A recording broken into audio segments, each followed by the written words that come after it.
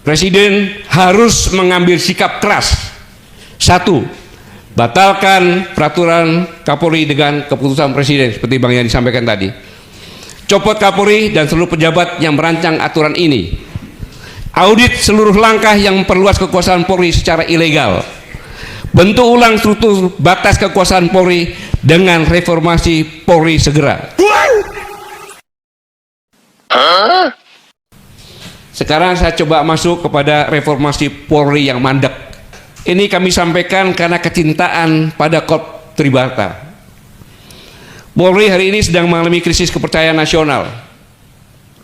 Publik menyaksikan dengan jelas keterlibatan oknum dalam narkoba dan judi online. Praktik penegakan hukum tebang pilih, perkara yang sudah ingkrah tidak dijalankan. Sementara kelompok kritis dan oposisi seperti kami justru mudah diproses. Yang lebih memprihatinkan, alih-alih melakukan reformasi total, Kapolri justru menerbitkan peraturan Polri nomor 10 tahun 2025 yang mengatur penempatan polisi pada sedikitnya 17 jabatan di ranah sipil dan lembaga pemerintahan. Ini bukan sekedar kebijakan yang keliru, ini adalah pembangkangan konstitusi. Undang-Undang nomor 2 tahun 2002 tentang Kepolisian Republik Indonesia seperti yang disampaikan. Dalam pasal 28 ayat 3 disebutkan bahwa anggota Polri yang mau masuk ke jabatan sipil itu hanya boleh apabila minta berhenti atau pensiun dari Dinas Polri. Ketentuan terbatas ini sudah dikuatkan oleh keputusan Mahkamah Konstitusi nomor 114 tahun 2025. Tidak sah. Kemudian bertentangan dengan Undang-Undang nomor 20 tahun 2023 tentang ASN, Aparatur Sipil Negara, terutama pasal 19 ayat 3, bahwa jabatan-jabatan sipil di tingkat pusat boleh diduduki oleh anggota TNI dan Polri sesuai dengan yang diatur di dalam Undang-Undang TNI dan Undang-Undang Polri. Dan Undang-Undang Polri tidak mengatur itu yang aktif. Pembusukan reformasi dan upaya sistematis membangun superbody yang bisa meruntuhkan fondasi negara hukum Indonesia. Mengapa demikian? Karena langkah ini adalah langkah tindakan pembangkangan terhadap keputusan Mahkamah Konstitusi yang final dan mengikat. Putusan MA bukan saran, bukan paduan, itu hukum tertinggi setelah Undang-Undang Dasar 1945. Ketika Kapolri berani menginjaknya, itu artinya Kapolri menantang konstitusi secara frontal. Dan lebih berbahaya lagi, tindakan ini dilakukan tanpa konsultasi politik, tanpa mandat presiden, tanpa dialog publik, seolah-olah Polri adalah entitas yang berdiri di atas negara. Ini sangat berbahaya. Inilah sebenarnya definisi negara dalam negara, dan kita sedang melihatnya tumbuh di depan mata. Polri menuju superbody. Kepala negara harus mengerem atau tergerus. Ketika polisi aktif bisa duduk di BSSN, BNPT, Basarnas, Imigrasi, Bea Cukai, Bakamla, BNN, dan seterusnya, maka Polri sedang memetakan pengaruh semua sektor strategis negara. Saya ulangi, Polri sedang memetakan pengaruh ke semua sektor strategis negara. Keamanan, data cyber, logistik, pergerakan manusia, penegakan hukum, intelijen teknis, hingga kebijaksanaan politik. Inilah fase superbody lembaga yang menguasai struktur negara dari hulu sampai dengan hilir. Namun apa arti reformasi ketika Polri masuk ke lembaga sipil tanpa batas? Polri memperluas wilayah kekuasaan tanpa mandat. Polri mengabaikan keputusan Mahkamah Konstitusi. Polri ingin menduduki hampir seluruh ruang negara. Itu bukan sekedar kegagalan reformasi, itu adalah pengkhianatan terhadap reformasi. Negara hukum tidak boleh dikelola dengan logika kekuasaan bersenjata. Negara yang sehat dijalankan oleh birokrasi profesional, bukan pendekatan keamanan sebagai jalan pintas. Kapolri telah melampaui garis merah.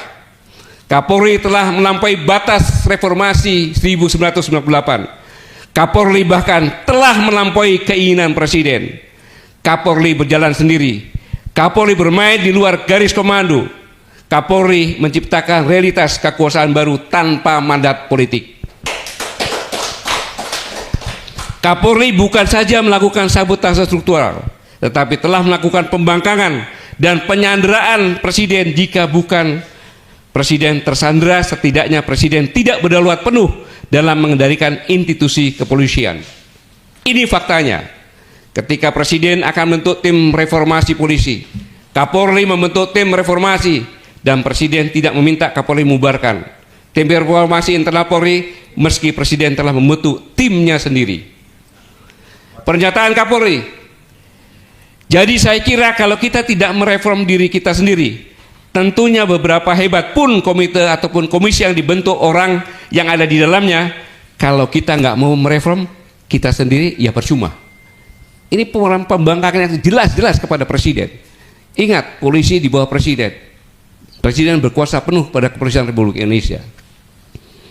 Kapolri menerbitkan peraturan Polri nomor 10 tahun 2025 yang mengatur penempatan Polri pada sedikitnya 17 jabatan di ranah sipil dan lembaga pemerintahan yang ketiga ini.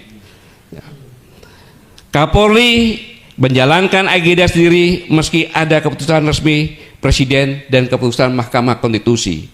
Artinya ini adalah insubordinasi institusional, level yang paling serius, paling tinggi dari kata insubordinasi.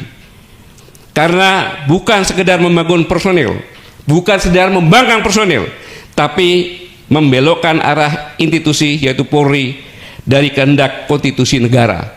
Ini sangat berbahaya.